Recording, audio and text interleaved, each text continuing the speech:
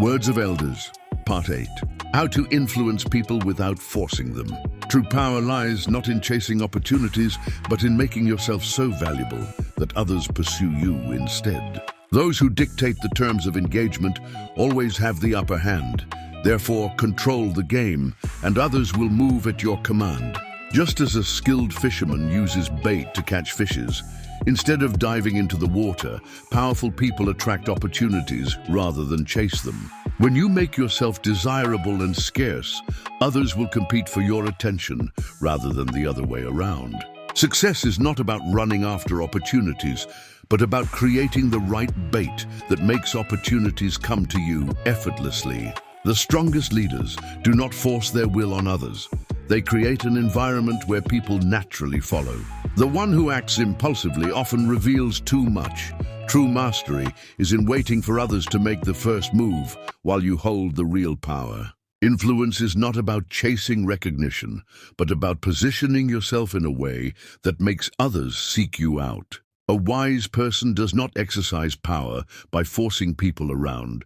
Sometimes, the most powerful move is to stay still and let others come to you. The hunter does not chase the prey. Instead, he sets the trap and waits. The river does not run after the sea, yet the sea is drawn to it. Those who understand this principle never beg for attention, never rush into battles, and never expose themselves unnecessarily. There is wisdom in patience, in making your presence valuable, and in knowing how to pull others toward your advantage. When you exercise power by chasing after people, they would run faster than you can keep up with them. But when you position yourself strategically, those who once ignored you will begin to seek you out. The power of staying still. A general who moves first exposes his army. A warrior who fights on unfamiliar terrain is at a disadvantage. The wise commander chooses the battlefield and lets the enemy come to him. When you move too quickly in a game of power, you reveal your intentions. But if you make yourself the prize, others will come to you on your terms. History has shown that those who try too hard to prove themselves often end up being ignored or used.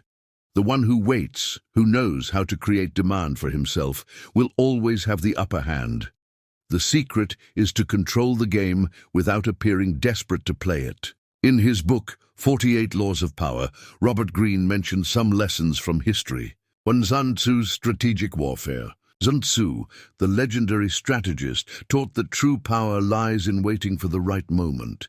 He never advised rushing into war, but rather creating conditions where the enemy had no choice but to step into his trap. Instead of attacking blindly, he would manipulate the battlefield so that victory was inevitable before the fight even began. Lesson: control the circumstances and let others walk into your hands. Never be the one who chases, be the one who is chased. Create demand for yourself. If you are too available, people will take you for granted. Whether in business, relationships, or leadership, let others feel the need for you. Do not be too quick to respond. Make your presence valuable. 2. Julius Caesar's calculated delay. When Julius Caesar was offered a chance to return to Rome and seize power, he did not rush. He waited. He let the tension build, the rumors spread, and the uncertainty grow. By the time he crossed the Rubicon, Rome was already his. His power was not taken. It was surrendered to him by those who had once opposed him. Lesson: when you make others desperate for your action, they will come to you on your terms. Let others make the first move. When negotiating, never be the one to show desperation.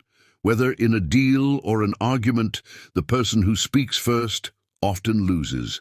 Let the other side reveal their position while you hold your ground. Udo, the story of a forgotten genius. Once there was a talented musician who played in the streets, hoping for recognition.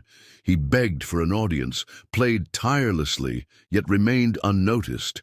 But one day he changed his approach. He played in seclusion, made his music exclusive, and created mystery around his talent. Soon, nobles and kings sought him out, paying fortunes just to hear him play. Lesson: what is easily available is rarely valued. Make yourself scarce and you will become desirable.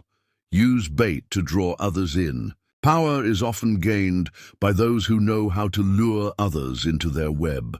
Like a fisherman casting a hook, you must know how to create something irresistible, an opportunity, an idea, or an advantage that pulls people toward you. Power does not belong to those who rush into battle, but to those who know how to make others come to them. If you wish to rise, do not run blindly into the fight. Instead, control the battlefield, set the bait, and wait for your moment. Those who master this art will never be at the mercy of others. They will always hold the strings. 4. The story of the Monkey King. In ancient China, a warlord sought to control a group of monkeys. Instead of chasing them, he placed food at a specific spot every day. Over time, the monkeys stopped running and came to him voluntarily. When they were fully dependent on him for food, he captured them effortlessly. Lesson: instead of pursuing power aggressively, create a situation where others come to you willingly. Be the prize, not the seeker. The moment you start chasing, you lower your value. Kings are not chosen by those they beg to serve. They are chosen by those who see their worth. In every aspect of life, position yourself as someone to be pursued, not someone who is always in pursuit. 5. The Siege of Alesia, Julius Caesar's strategy. Julius Caesar faced a formidable Gallic army, led by Vercingetorix. Instead of attacking the enemy in their stronghold, he built a double-layered fortification around them and cut off their supplies. The Gallic forces were trapped, growing weaker each day. Eventually, Vercingetorix had no choice but to surrender. Lesson: instead of fighting head-on, control the battlefield and let the enemy come to you in a weakened state. 6. The Spanish conquistadors and the Aztecs. When Hernán Cortés and his men arrived in the Aztec Empire, they did not immediately attack. Instead, they presented themselves as divine figures and let the Aztecs welcome them with gifts and hospitality. By the time the Aztecs realized the Spaniards were a threat, it was too late. The invaders had gained control from within. Lesson: it is better to lure your target into your hands than to confront them openly. 7. The Sicilian Mafia Boss. A powerful mafia boss was known for never directly seeking revenge. Instead, he would create situations where his enemies thought they were safe. He let them grow overconfident, revealing their weaknesses, and then struck at the perfect moment, when they least expected it. Lesson: patience is a weapon. Let your enemies come to you on your terms, rather than attacking them impulsively. 8. The Fisherman and the Bait. A skilled fisherman does not dive into the water to catch fish.